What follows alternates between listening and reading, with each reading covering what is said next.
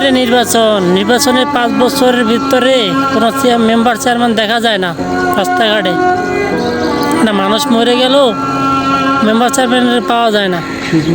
আর যখন নির্বাচন ঘনাই আসে তখন দেখা যায় একটা কুত্তর ঠ্যাং ভাঙিয়ে এরপরে কোলে করে নিয়ে যায়, আর ক্যামেরা আমার সামনে থাকে, দেখে মেডিকেল নিয়ে যায়। কত দয়ালু ভাই, এভাবে কি দেশটা চলবে?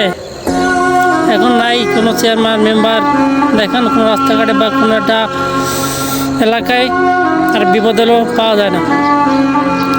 যখন নির্বাচন শুরু হয় ঘনায় আসে, এখন দেওয়া যায় হাত মিলায় কোলাগুলি, তার বাসা যায়, বিপদ আপদ আছে কিনা জিজ্ঞেস করে।